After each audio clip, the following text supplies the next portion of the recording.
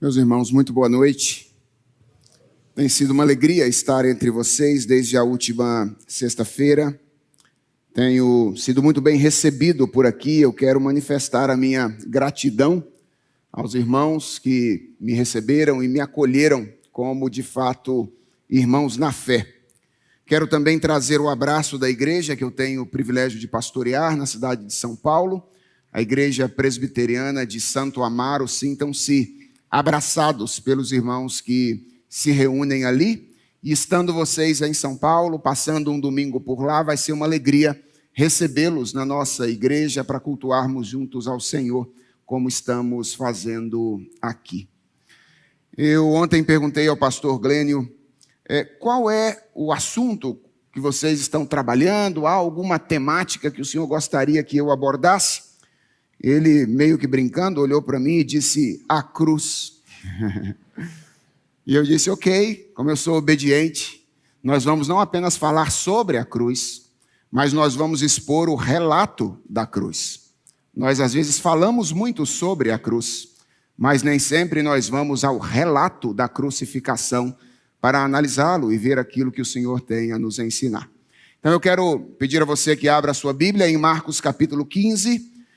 Vamos olhar para o relato que Marcos faz desse evento tão importante da nossa fé.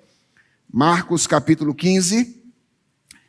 E eu vou ler com vocês desde o versículo 16 até o versículo 39. Marcos 15, do versículo 16 até o versículo 39. É um texto um pouquinho longo, mas é a história, é o relato, e nós precisamos passar por ele. E eu quero pedir a você que, depois que terminarmos a leitura, por favor, não feche a sua Bíblia e a coloque do lado.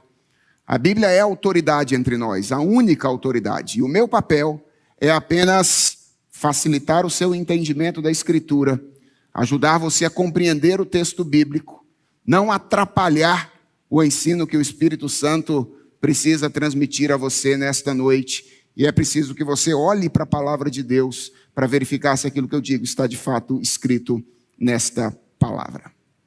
Acompanhe comigo então a leitura de Marcos capítulo 5, do verso 16 até o verso 39. A palavra do Senhor diz assim: receba com fé a palavra do Senhor. Então os soldados levaram Jesus para dentro do palácio, que é o pretório, e reuniram toda a tropa. Vestiram Jesus com um manto púrpura e, tecendo uma coroa de espinhos, a puseram na cabeça dele e o saudavam, dizendo: salve, rei dos judeus! Batiam na cabeça dele com um caniço, cuspiam nele e, pondo-se de joelhos, o adoravam.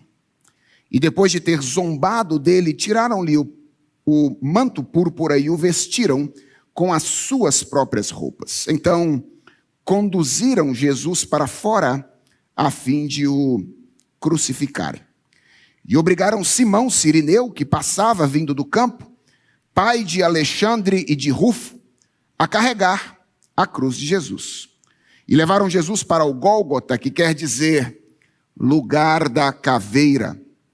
Quiseram dar-lhe para beber vinho misturado com mirra, mas Jesus não aceitou. Então o crucificaram. E repartiram entre si as roupas dele, tirando a sorte, para ver o que cada um levaria. Eram 9h da manhã, quando o crucificaram. E a inscrição com a acusação contra ele dizia: o rei dos judeus. Com ele crucificaram 2 ladrões, um à sua direita e outro à sua esquerda. E cumpriu-se a escritura que diz: com malfeitores foi contado. Os que iam passando blasfemavam contra ele, balançando a cabeça e dizendo: ah, você que destrói o santuário e em 3 dias o reedifica, salva-se a si mesmo, descendo da cruz. De igual modo, os principais sacerdotes com os escribas, zombando, diziam entre si: salvou os outros, a si mesmo não pode salvar? Que o Cristo, o Rei de Israel, desça agora da cruz, para que vejamos e creiamos. Também os que foram com ele crucificados o insultavam. Chegando o meio-dia, houve trevas sobre toda a terra, até as 3h da tarde. E às 3h Jesus clamou em alta voz: Eloi, Eloi, lema sabachthani. Isso quer dizer: Deus meu, por que me desamparaste? E alguns dos que estavam ali ouvindo isto diziam: vejam, ele chama por Elias. E um deles correu para embeber uma esponja e vinagre, e colocando-a na ponta de um caniço, deu-lhe de beber, dizendo: esperem, veja se Elias vem tirá-lo. Mas Jesus, dando um forte grito, expirou. E o véu do santuário se rasgou em 2 partes, de alto a baixo. O centurião, que estava em frente de Jesus, vendo que assim havia expirado, disse: verdadeiramente, este homem era o Filho de Deus. Irmãos, a cruz é o maior símbolo da fé cristã. E isso é estranho. Nós cristãos poderíamos, por exemplo, ter escolhido algo mais claramente relacionado à vitória de Jesus Cristo, como a pedra removida, o túmulo vazio, uma coroa, um trono. Mas o fato é que, ao longo da história, os cristãos escolheram como o maior símbolo da sua fé a cruz. E não foi sem causar estranhamento que isso aconteceu. Em 1 Coríntios, o apóstolo Paulo escreve que, para os judeus e gregos do seu tempo, a palavra da cruz era escândalo e loucura. Apesar disso, nós permanecemos firmes na escolha, o que mostra que a escolha da cruz como símbolo da nossa fé não é um fato despropositado. Pelo contrário, trata-se de uma escolha consciente, que leva em conta a centralidade da cruz de Jesus Cristo na história da redenção. Foi por saber disso que, embora o apóstolo Paulo soubesse que a palavra da cruz costumava ser recebida pelas pessoas como loucura e como escândalo, ele afirmou em 1 Coríntios, no capítulo 2, verso 2, eu decidi nada saber entre vós, a não ser Jesus Cristo, e este crucificado. Ele disse também, escrevendo aos Gálatas, no capítulo 6, versículo 14, longe de mim gloriar-me, senão na cruz de nosso Senhor Jesus Cristo. Por que será que os cristãos escolheram a cruz? Por que será que a cruz é tão central na história da nossa redenção? Eu gostaria de olhar para o relato que Marcos faz da crucificação nesta noite e destacar alguns aspectos importantes que nós aprendemos neste relato, que nos ajudam a responder a essa pergunta. Quero mostrar basicamente 3 coisas a você nesta passagem, como todo pastor presbiteriano costuma fazer. Primeira coisa que eu quero mostrar a você é que Marcos destaca, quando ele narra o evento da crucificação, em primeiro lugar, a historicidade da cruz de Jesus Cristo. Uma das coisas que Marcos faz no seu relato da crucificação é mostrar que a cruz não foi uma invenção da igreja primitiva. E ele faz isso cravando a cruz no tempo e no espaço, no relato que ele oferece. Vejam, por exemplo, o versículo de número 16. Ele indica com exatidão o lugar onde Jesus foi açoitado. Um lugar chamado Pretório. Era a antiga residência de Herodes, onde naqueles dias funcionava o quartel-general da guarda romana na cidade de Jerusalém. O versículo de número 22 também indica com exatidão o lugar onde Jesus Cristo foi crucificado. Um lugar chamado Gólgota, que quer dizer lugar da caveira. uma colina localizada fora dos muros da cidade de Jerusalém, que tinha o formato de um crânio humano. A palavra latina para isso é Calvária, que quer dizer caveira, de onde vem a palavra da língua portuguesa Calvário. Então, tanto no verso 16, quanto no versículo 22, Marcos faz questão de cravar a cruz no espaço, mostrando onde é que Jesus foi açoitado e mostrando o lugar exato onde ele foi crucificado. O versículo de número 25 indica com exatidão o horário em que Jesus Cristo foi crucificado, às 9 horas da manhã, ou talvez na sua versão, na hora terceira, ou na terceira hora do dia. E o versículo de número 33 menciona um período de escuridão que começou à 6h, ao meio-dia, e terminou à 9h, às 3h da tarde. E os versículos 34 a 37 indicam que a morte de Jesus Cristo aconteceu por volta das 3h da tarde. Minha pergunta é, por que Marcos enche o relato da crucificação de Jesus Cristo de marcadores espaço-temporais? Essas coisas não estão aqui por acaso. Essas coisas estão aqui para nos convencer, para mostrar para nós que o relato da cruz, ou que o evento da cruz, não é uma história inventada.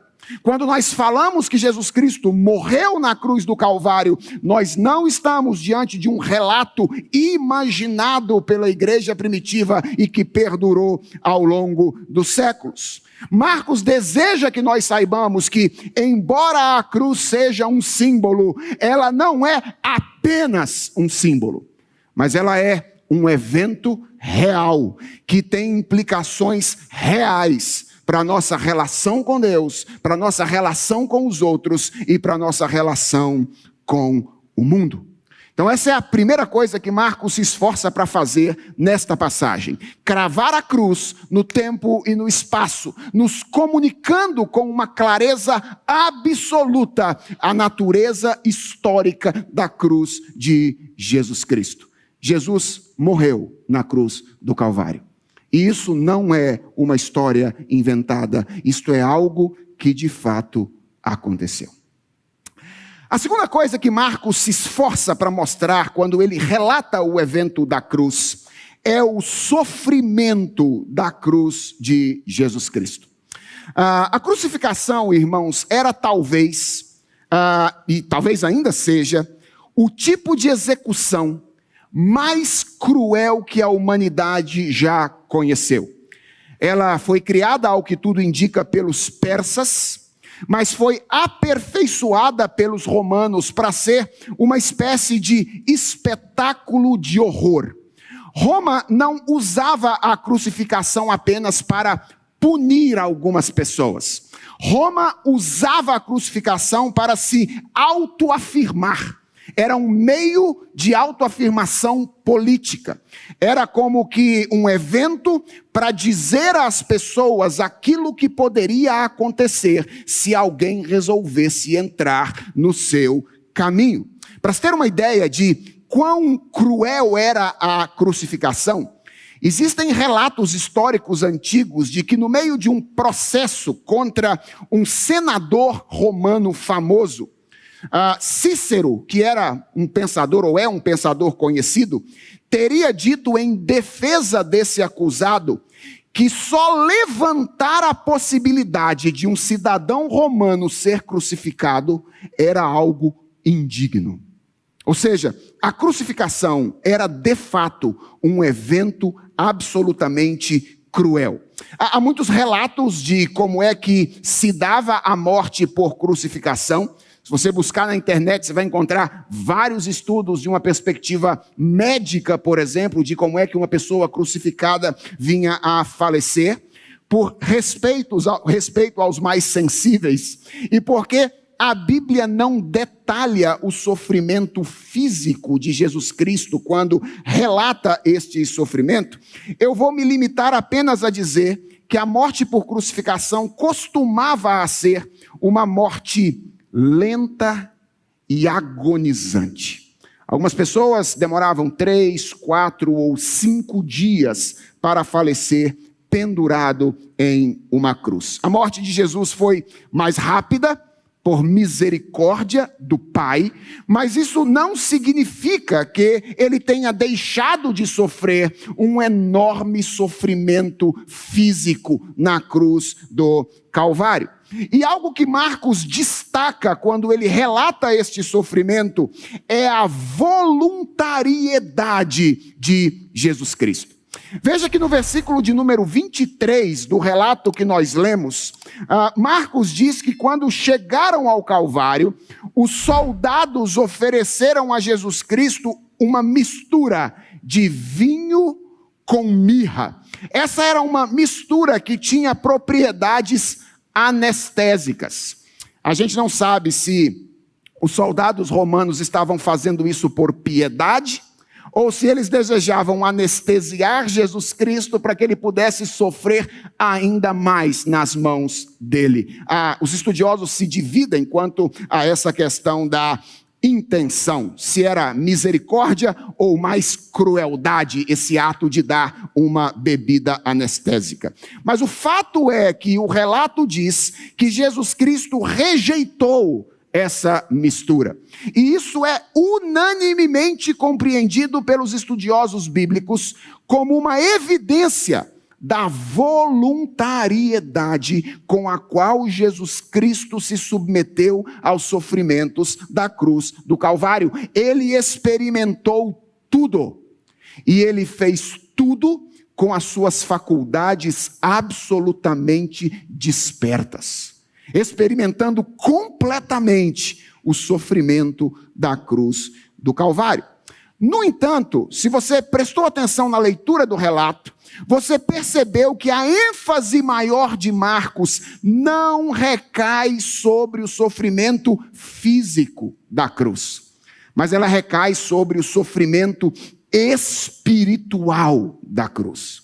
Ela recai sobre a humilhação que Jesus Cristo sofreu, recai sobre o desprezo que Jesus Cristo sofreu, sobre a vergonha que foi experimentada por Jesus Cristo na cruz do Calvário.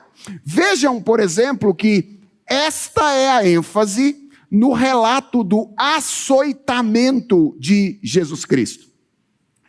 Irmãos, o açoitamento que Jesus Cristo sofreu não era menos cruel do que era a crucificação a qual ele foi submetido. Para vocês terem uma ideia, o açoitamento romano era praticado com uma espécie de chicote, que tinha na ponta algumas coisas amarradas, como pedaços de ossos ou pedaços de metal, que acabavam por dilacerar de alguma forma a pele do açoitado.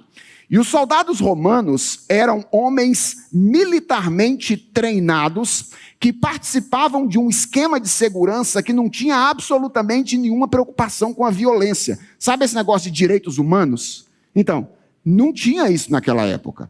E a estratégia do Império Romano para seu modelo de segurança era pegar povos inimigos dos povos que ele desejava vigiar e fazer os soldados virem dos povos inimigos daqueles. Se eles queriam vigiar os judeus, eles pegavam povos conquistados que eram inimigos dos judeus e faziam desses soldados para vigiar aquele povo.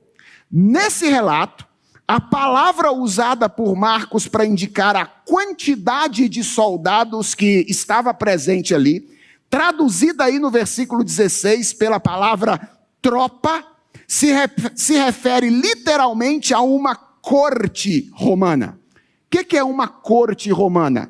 É a 10ª parte de uma legião, que era a tropa de 6.000 soldados.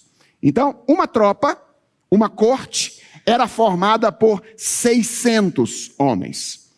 É provável que nem todos estivessem no pretório quando Jesus Cristo foi açoitado, porque esses 600 homens estavam fazendo a segurança da cidade de Jerusalém naquela ocasião. Mas suponha que a 10ª parte da tropa estivesse no pretório naquele dia. Nós estamos falando de 60 soldados inimigos de um povo judeu, açoitando um judeu naquela ocasião.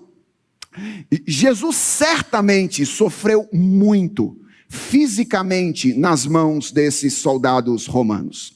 Mas quando Marcos narra este evento, ele destaca o sofrimento espiritual que Jesus Cristo experimentou. O texto diz, por exemplo, que quando eles receberam Jesus, os soldados logo perceberam o contraste entre a acusação que pesava sobre ele, a de que ele era o rei dos judeus, e a condição na qual ele havia sido entregue a eles. E isso ativou o sarcasmo dos soldados romanos, que transformaram Jesus em um objeto de diversão deles. O texto diz no versículo 17 que eles vestiram Jesus Cristo de púrpura. Púrpura era uma cor usada frequentemente pelos reis. Provavelmente algum dos soldados que usavam um manto vermelho já descolorido pelo sol, tomou esse manto e colocou esse manto sobre Jesus Cristo. O verso 17 diz também que eles teceram uma coroa de espinhos e colocaram essa coroa sobre a sua cabeça. Eles modelaram alguns arbustos espinhosos para simular a coroa de louros que era usada pelos césares romanos. Marcos não diz, mas Mateus relata que eles também colocaram nas mãos de Jesus um caniço, um pedaço de pau, simulando um cetro real. Veja o que os soldados romanos fizeram nessa ocasião. Eles montaram uma paródia de uma coroação real e colocaram Jesus Cristo, o Rei dos Reis, o Senhor dos Senhores, no meio dela. E enquanto eles se divertiam com ele, eles o violentavam, diz o versículo 19. Eles batiam na cabeça dele com um caniço, possivelmente aquele mesmo que haviam colocado nas mãos dele para simular o cetro de um rei. E tem uma expressão que eu quero que você preste atenção nela nesta passagem. O texto diz: e cuspiam nele. Sim, Jesus foi vítima deste que talvez seja o ato mais universal de desprezo e humilhação que um homem pode sofrer. 60 homens chutando baixo, cuspindo nele, durante uma paródia de coroação real. Jesus conhece o que é ser vítima de violência. Ele sabe o que é ser abusado por alguém.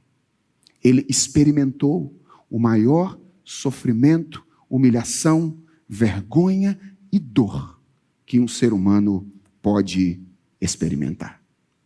Essa é a ênfase do relato do açoitamento de Jesus. E essa também é a ênfase quando Marcos relata a crucificação de Jesus. O texto diz que depois de ter sido crucificado, Jesus permaneceu sendo escarnecido e humilhado. Por exemplo, o texto mostra que ele sofreu a indiferença dos soldados romanos. Ele diz que enquanto Jesus agonizava na cruz do Calvário, os soldados romanos repartiam as vestes dele entre si, sorteando-as para ver quem é que ficaria com elas. Uma imagem absolutamente clara de indiferença, de insensibilidade. Jesus experimentou a indiferença e a insensibilidade das pessoas. Mais do que isso, Jesus experimentou a zombaria de Pilatos.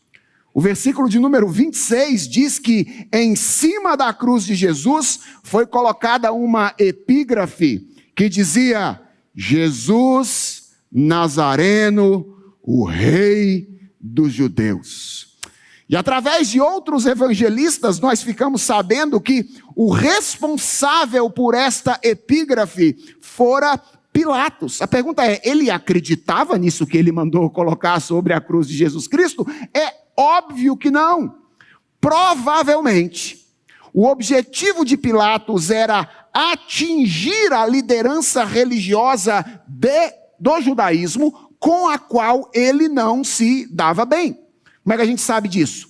João diz que quando os líderes da sinagoga souberam que Pilatos havia mandado fazer essa epígrafe, Jesus Cristo, o Nazareno, rei dos judeus, eles foram até Pilatos para pedir a Pilatos que mudasse a epígrafe. E ao invés de escrever Jesus Nazareno, o rei dos judeus, escrevesse Jesus Nazareno, que se diz rei dos judeus. E é aí que nasce a famosa frase que tem percorrido a história, quando Pilatos disse, o que escrevi, escrevi.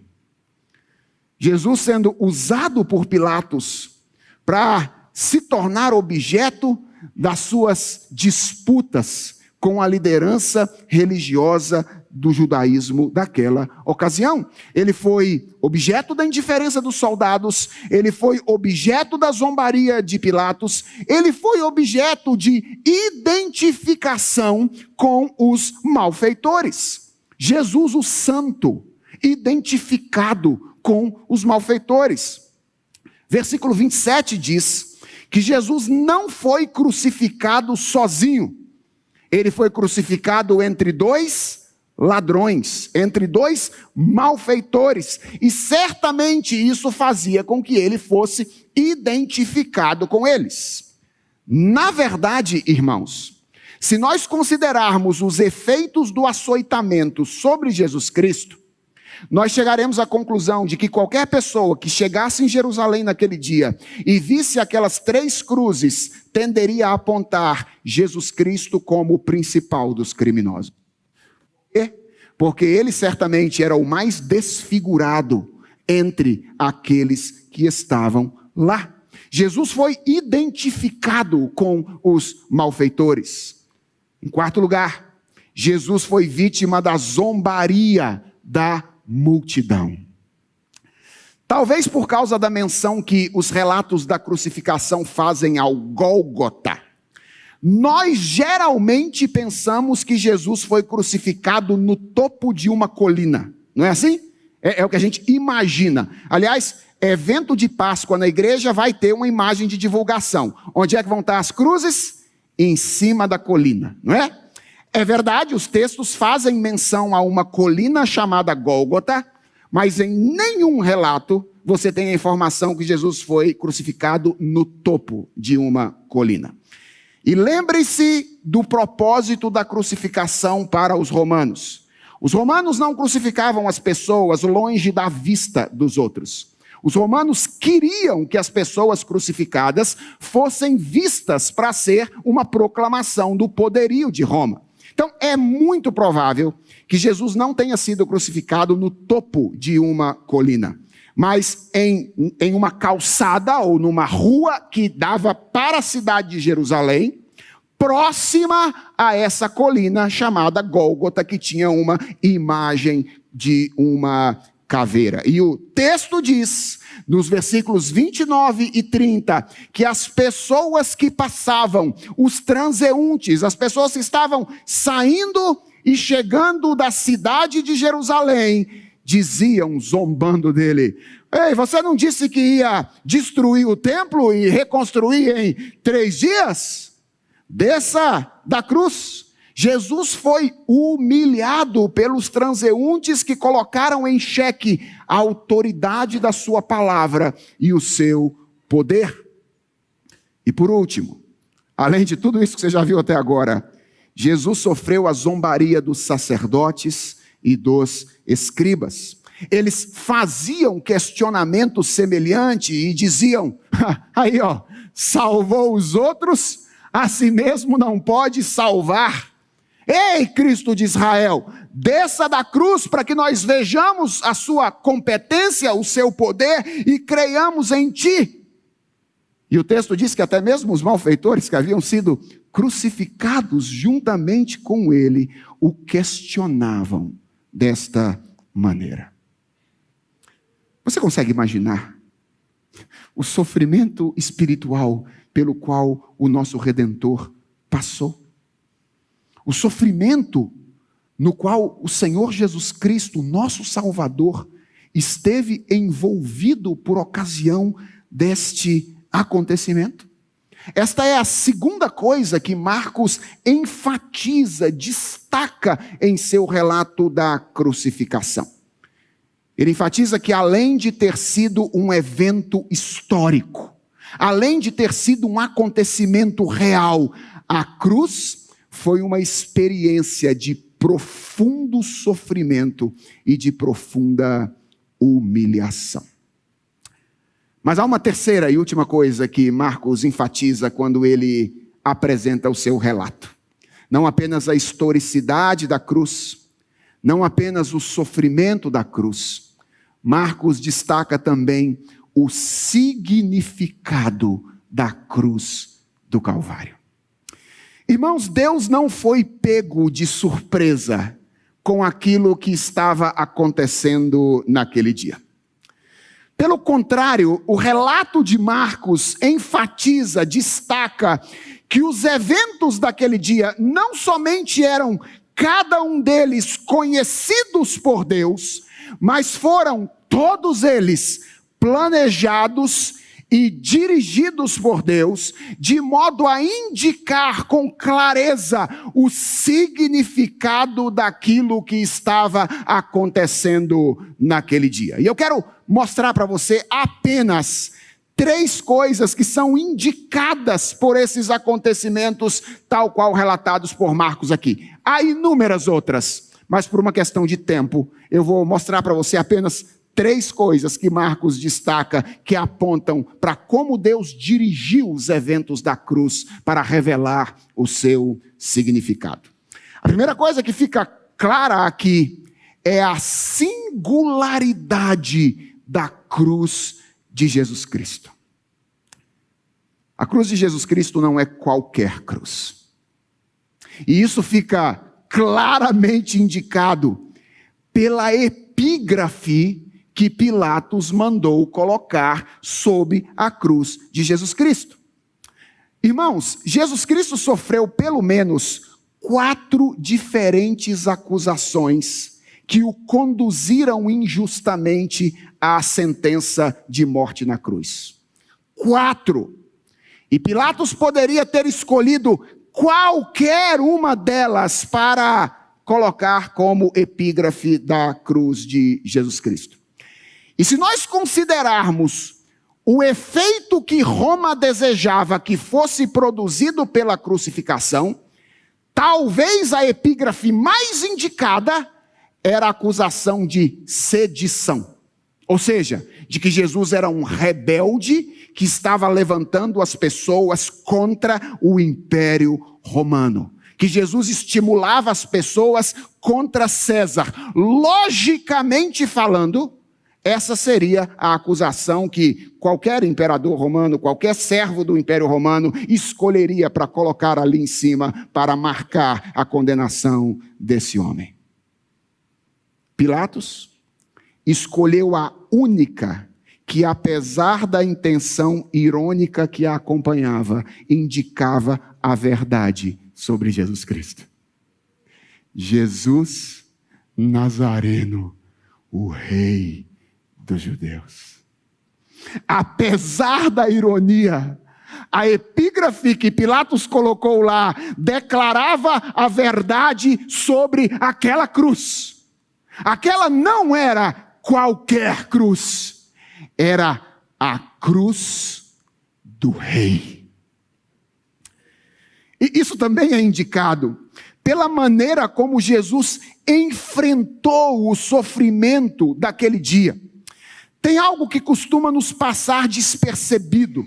é que, embora Jesus tenha experimentado um sofrimento incomparável, atenção, Jesus o suportou de uma maneira incomparável também. Lembra da história toda? Jesus tinha passado a noite em claro, caminhado forçadamente de um lado para o outro, tinha sido duramente agredido e estava enfrentando uma morte agonizante. Apesar disso tudo, ele permaneceu em condições de falar nos momentos mais cruciais da sua crucificação, de um modo que a sua autoridade pudesse ser percebida, mesmo por pessoas que não o seguiam. No verso de número 34, Marcos diz que Jesus proferiu aquelas conhecidas palavras de lamento que nos seus lábios adquirem um tom absolutamente misterioso. Deus meu, por que me desamparaste? Um detalhe, Marcos diz que ele disse isso em alta voz. Depois de tudo isso, em alta voz. E no versículo 37, Marcos diz que Jesus expirou. Atenção ao detalhe. Dando um grande brado. E veja o que diz o versículo 39. Diz que o centurião, que estava em frente de Jesus, vendo que assim ele havia expirado. Ou seja, pela maneira como ele expirou, disse: isso não é normal. Um homem, depois de passar por isso tudo, não deveria conseguir falar desse jeito. Verdadeiramente, este homem é o Filho de Deus. A postura de Jesus, em meio ao sofrimento, confirma o que ele havia declarado durante todo o seu ministério: ninguém tira a minha vida de mim. Pelo contrário, eu voluntariamente, espontaneamente a dou. Essa é a primeira coisa que fica clara aqui, a singularidade da cruz de Jesus Cristo. Não era qualquer cruz, era a cruz do Rei. A segunda coisa que fica clara aqui, Marcos mostra, é a natureza substitutiva da cruz de Jesus Cristo. Há várias pistas disso no relato, mas duas são especialmente significativas e belas para mim. A primeira é a da relação entre a morte de Jesus Cristo e a Páscoa judaica. Há inúmeras sobreposições interessantíssimas entre esses eventos aqui. Por exemplo, Jesus morreu durante a celebração da Páscoa. A primeira Páscoa foi precedida por 3 dias de trevas. A 9ª praga. A morte de Jesus foi precedida por 3 horas de trevas. Conforme as instruções para a primeira Páscoa, está lá em Êxodo capítulo 12, versículos 5 e 6, o cordeiro pascal deveria ser imolado no crepúsculo da tarde, antes da chegada da noite, antes do pôr do sol. E há vários estudiosos que dizem que com o passar do tempo, para evitar qualquer risco, o costume que se estabeleceu no templo em Israel durante a Páscoa era sacrificar o cordeiro pascal por volta da hora 9ª, ou seja, às 3 horas da tarde. Foi exatamente no momento em que o cordeiro pascal era imolado no templo, na cidade de Jerusalém, como lembrança da Páscoa, que o Cordeiro de Deus que tira o pecado do mundo estava sendo imolado na cruz do Calvário. Tudo isso aponta para uma identificação clara entre a Páscoa e o evento da crucificação. E isso aponta para a natureza substitutiva desse evento. Qual era o papel do sangue do Cordeiro Pascal? Substituir os filhos de Israel por ocasião da última praga, a morte dos primogênitos. Qual é o papel do sangue de Jesus Cristo? Substituir aqueles a quem Deus chama pela fé e salva, livrando-os completamente dos seus pecados e da sua ira vindoura.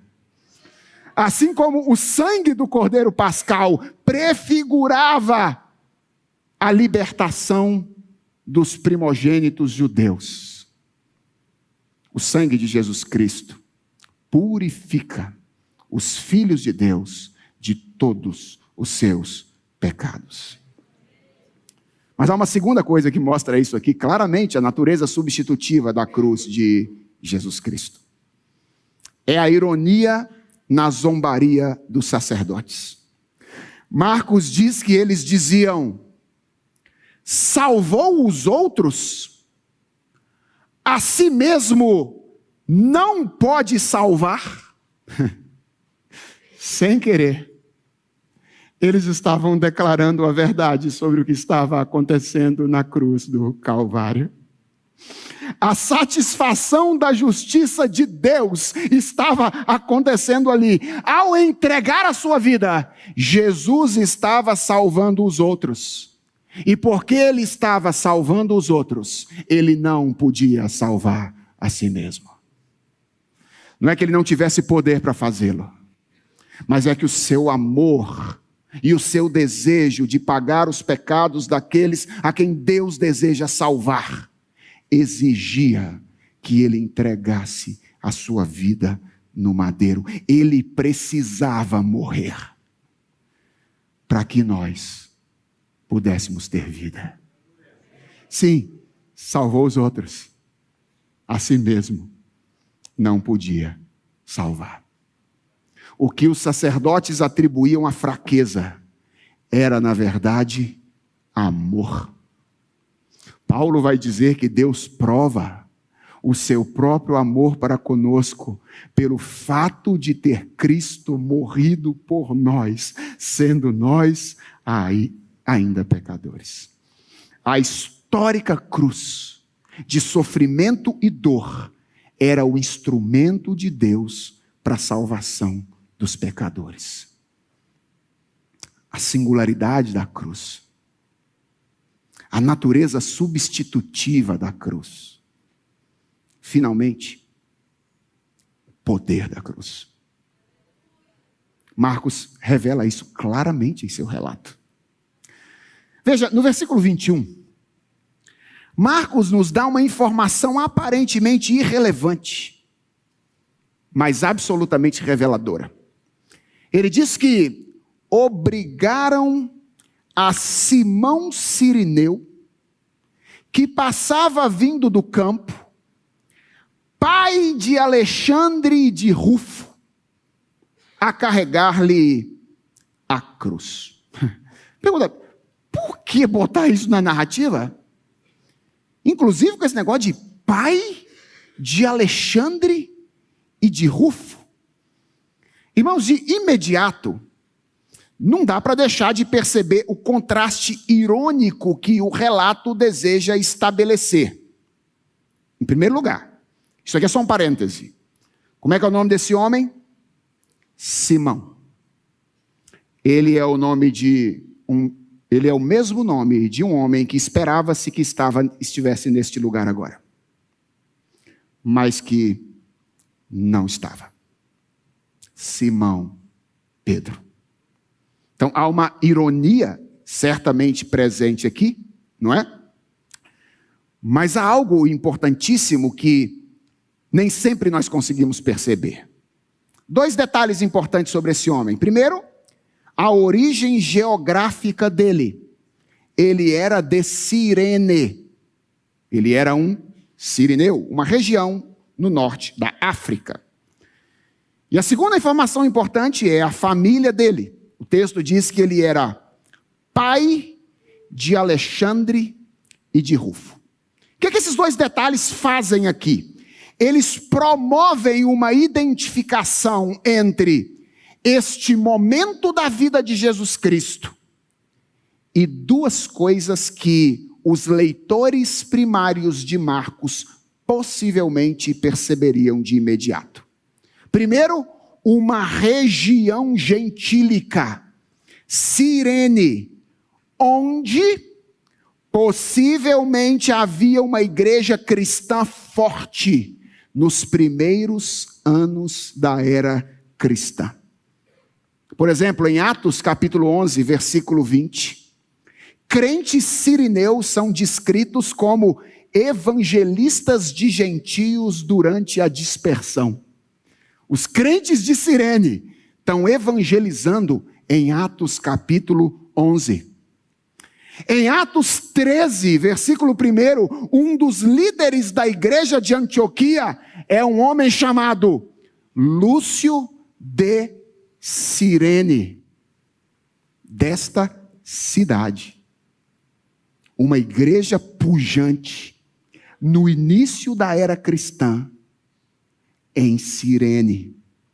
E mais do que isso, uma família influente na igreja primitiva, muito possivelmente conhecida pelos leitores de Marcos nessa ocasião. Um desses homens, chamado Rufo, é mencionado pelo apóstolo Paulo nas saudações finais da carta que Paulo escreveu à igreja de Roma, onde estavam os cristãos a quem provavelmente Marcos estava destinando o seu evangelho.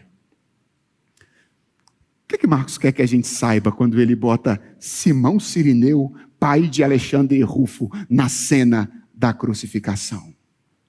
Ele quer chamar a nossa atenção para uma igreja cristã atuante, para uma família cristã atuante nos anos iniciais do cristianismo. Como? Provavelmente, através desse encontro providencial, que se deu em um momento em que, humanamente, Jesus poderia ser visto como qualquer coisa, menos como um Salvador e Rei.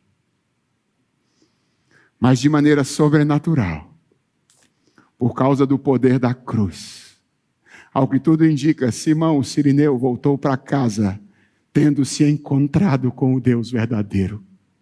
Pregou o evangelho para sua família se converteu. E em Atos capítulo 11, lá estão eles andando pelo período da dispersão, evangelizando, falando a respeito da mensagem da cruz. Embora o pioneiro dessa família tenha tido contato com Jesus Cristo, ferido, humilhado, em uma situação na qual talvez ele pudesse ser reconhecido como um marginal, mas dificilmente seria reconhecido como de fato ele é. Você entende por que Paulo diz que a palavra da cruz é loucura para as pessoas? Por que ela é escândalo? Mas o mesmo Paulo diz que a palavra da cruz, que é escândalo para os outros, que é loucura para os outros, para aqueles que são salvos, é o poder de Deus. Irmãos, a minha pergunta final nessa noite é: como é que a gente responde a um relato como esse? O que fazer diante da percepção da centralidade da cruz de Jesus Cristo? Bem, muita gente acha que uma boa resposta é apegar-se à cruz como uma espécie de amuleto. Muita gente acha que é isso que a gente tem que fazer. Elas mantêm a cruz em suas casas, elas levam uma cruz pendurada no seu pescoço, transformam a cruz em uma espécie de sinal, como se a cruz tivesse determinadas propriedades mágicas capazes de afugentar os males que nos rodeiam, como se a mera exibição da cruz fosse suficiente para isso. Olha, se você pensa assim, deixa eu dizer a você, isso é um duplo erro, certo? É um duplo erro. Primeiro, porque a cruz não teve lugar na história para que nós obtivéssemos o conforto imediato dos nossos males temporais. A cruz teve lugar na história para que nós obtivéssemos o perdão dos nossos pecados. A cruz teve lugar na história para que nós tivéssemos a transformação da nossa condição existencial e a vida eterna. E segundo, porque não é a mera exibição da cruz que faz com que isso aconteça. Você se lembra o que Jesus disse aos seus discípulos que eles deveriam fazer em relação à cruz? Você se lembra? Ele disse que eles deveriam tomá-la. Ele disse: se alguém quer vir após mim, a si mesmo se negue, tome a sua cruz e siga-me. Essa é uma das passagens mais mal entendidas de toda a Bíblia. Algumas pessoas dizem: ah, pastor, minha cruz é meu marido. Estou tomando, estou carregando. Outros dizem: não, minha cruz é minha esposa, pastor, gasta muito. Outros dizem: não, minha cruz são meus filhos, que me desrespeitam muito. Minha cruz é o meu trabalho, que eu não gosto dele de jeito nenhum, mas eu tenho que realizar. Mas eu estou firme aí, porque Jesus disse que eu tinha que tomar a cruz. Irmãos, isso não é evangelho. Porque o que está pressuposto por trás dessa mentalidade é que salvação é algo que a gente conquista através de uma postura de sujeição mais ou menos voluntária a dramas que nós experimentamos na nossa vida. Isso não é evangelho. Porque o evangelho não fala de uma conquista. O evangelho fala de uma dádiva. Fala de um presente. Pela graça sois salvos mediante a fé. E isto não vem de vós, é dom de Deus. Não vem de obras para que ninguém se glorie. Então, o que Jesus estava dizendo quando ele falou de tomar a cruz? Simples. Tomar a cruz é morrer. É isso. É fazer o que ele fez. Cruz na Bíblia é sinônimo de morte. Obviamente, não morte física, como a morte dele, mas morte espiritual.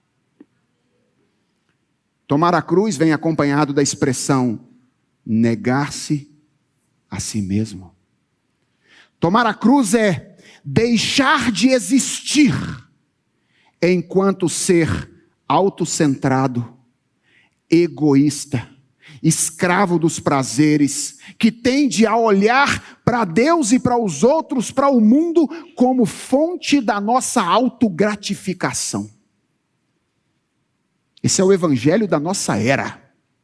Deus, os outros e o mundo existem em função de você, para fazer você feliz. Jesus diz: toma a cruz, meu irmão.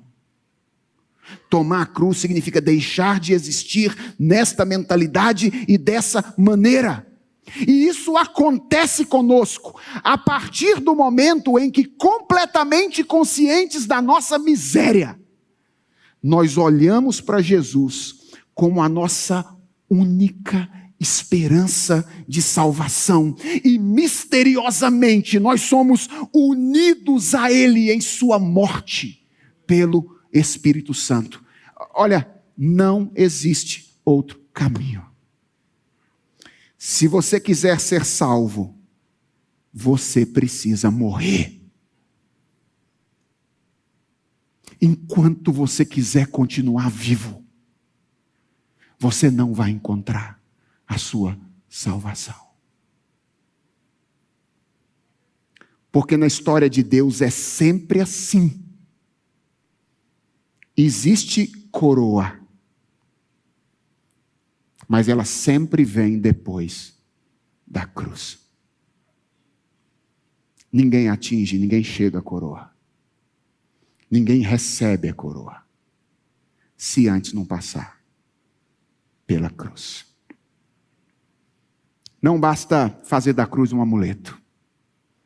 É preciso fazer da cruz de Jesus Cristo, da sua morte, da sua ressurreição, da sua ascensão, a razão da nossa vida. O eixo em torno do qual a nossa vida passa a girar. E para terminar, eu quero dizer que, além de algo que nós precisamos tomar, a Bíblia diz que a cruz é algo que nós precisamos anunciar. Somos o povo da cruz. Precisamos anunciar a cruz de Jesus Cristo. Irmãos, isso é meio desconfortável. Eu sei. E é por isso que muitas igrejas, muitos crentes, procuram dar um jeitinho, modificando o evangelho, criando uma versão mais soft, mais permissiva, mais antropocêntrica, que seja mais facilmente assimilada pelas pessoas. Sabe qual é o problema disso? O problema é que quando o evangelho perde a sua essência, a cruz, ele perde também o seu poder. Quando a gente acha que vai atrair as pessoas por outra mensagem, que não a mensagem da cruz.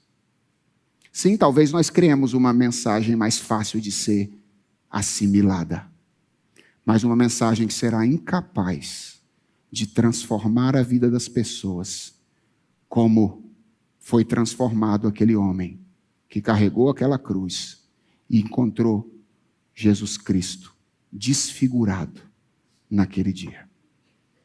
A cruz, para além de ser o centro da nossa vida, precisa também ser o centro da nossa proclamação.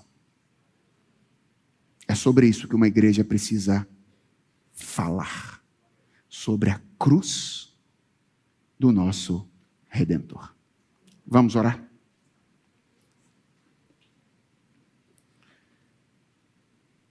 Senhor, nós somos infinitamente gratos pela cruz do Calvário. Porque foi ali na cruz do Calvário, que nós morremos com Cristo Jesus. Obrigado, Senhor, por este evento histórico. Obrigado porque isso não é história da carochinha. Isso de fato aconteceu. Obrigado, Senhor, pelo sofrimento do nosso Redentor.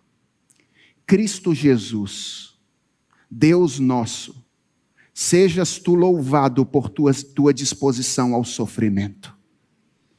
Obrigado, Cristo, porque um dia tu te dispuseste a sofrer no meu lugar e no lugar dos meus irmãos que aqui estão.